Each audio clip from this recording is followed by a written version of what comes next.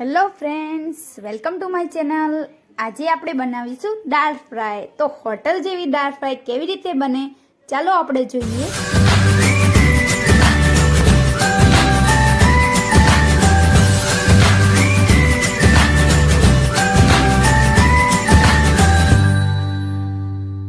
દાળ fry બનાવવા માટે મેં 1/4 કપ મગની દાળ, 1/4 કપ ચણાની દાળ અને 1 કપ તુવેરની દાળ લીધી છે.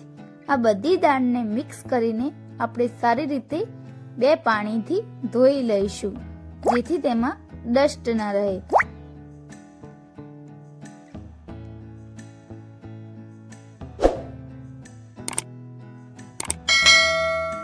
તે દાળ સારી રીતે ધોવાઈ ગઈ છે. હવે આપણે એક કુકરમાં આ દાળ એડ કરી લઈશું. ત્યારબાદ આપણે જેટલી દાળ લીધી છે તેટલું જ આપણે પાણી એડ કરવાનું છે.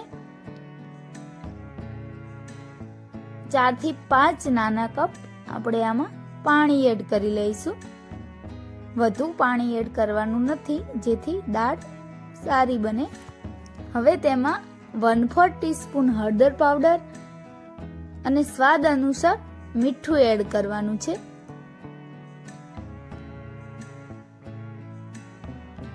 ત્યારબાદ તેમાં 1 ચમચી તેલ એડ કરી લઈશું અને આ બધાને સારી રીતે હલાવી લઈશું.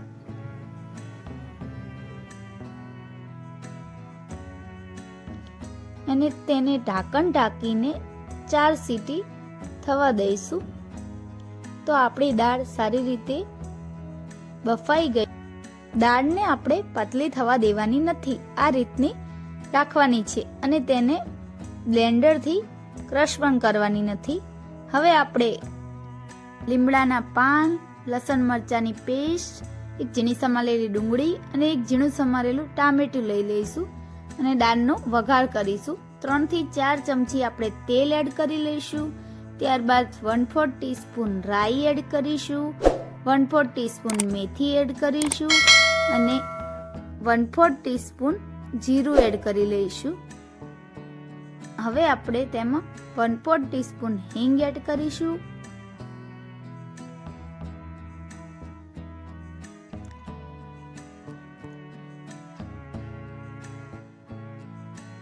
હવે ડુંગળી એડ કરી લઈશું. તેને સારી રીતે મિક્સ કરી લઈશું. ત્યારબાદ આપણે મરચાં અને લસણની પેસ્ટ તેમજ લીમડો એડ કરી લઈશું. તે બંનેને સારી રીતે મિક્સ કરીને 2 થી 3 મિનિટ સુધી આપણે તેને સારી રીતે ચડવા દઈશું. આખી મેથીનો સ્વાદ દાળ ફ્રાયમાં ખૂબ જ સરસ આવે છે. હવે આપણે તેમાં ટામેટું એડ કરી લઈશું. તેને પણ સારી રીતે મિક્સ કરી લઈશું. આમાં આપણે મસાલાના ભાગનું જ મીઠું એડ કરી તેને સારી રીતે ચડવા દઈશું. મીઠું એડ કરવાથી તે સારી રીતે સોફ્ટ થઈ જાય છે. હવે તેને ઢાંકીને 2 મિનિટ સુધી ચડવા દઈશું. તો 2 મિનિટ થઈ ગઈ છે અને આપણા મસાલા સારી રીતે ચડીને સોફ્ટ થઈ ગયા છે. હવે આપણે તેને એકવાર સારી રીતે હલાવી લઈશું.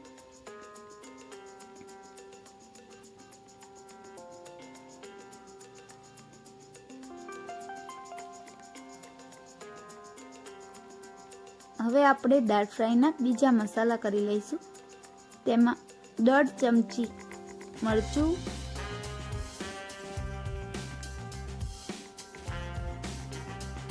1/2 ચમચી હળદર,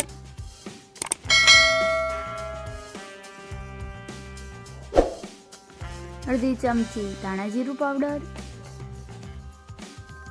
સ્વાદ અનુસાર મીઠું,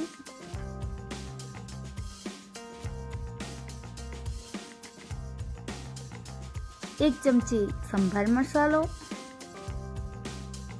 સંભાર મસાલાથી દાળ ફ્રાયનો ટેસ્ટ ખૂબ જ સરસ આવે છે, તેથી તેને સ્કીપ ના કરવો.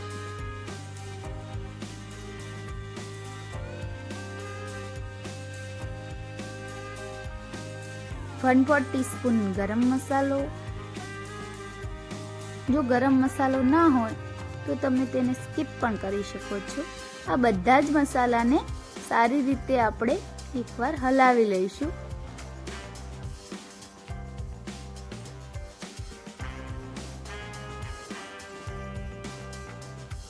હવે આપણે તેમાં દાળ એડ કરી દઈશું.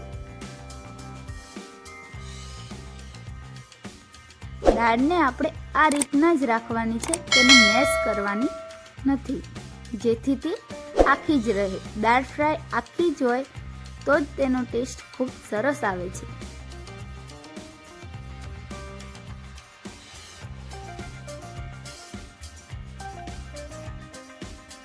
આ રીતે તેને સારી રીતે મિક્સ કરી લઈશું, જેથી બધા જ મસાલા દાળમાં મિક્સ થઈ જાય.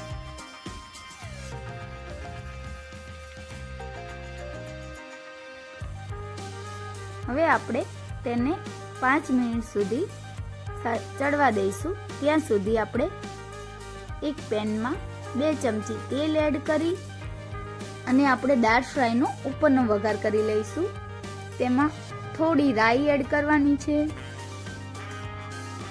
1/4 ટીસ્પૂન જીરું એડ કરીશું.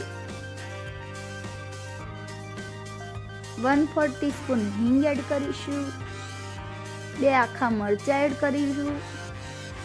2 તમાલપત્ર એડ કરીશું અને વઘારને સારી રીતે સોતે કરી લઈશું. આ વઘારને આપણે તૈયાર થયેલી દાળમાં એડ કરી લઈશું. તો તૈયાર છે આપણી સરસ હોટલ જેવી દાળ ફ્રાય.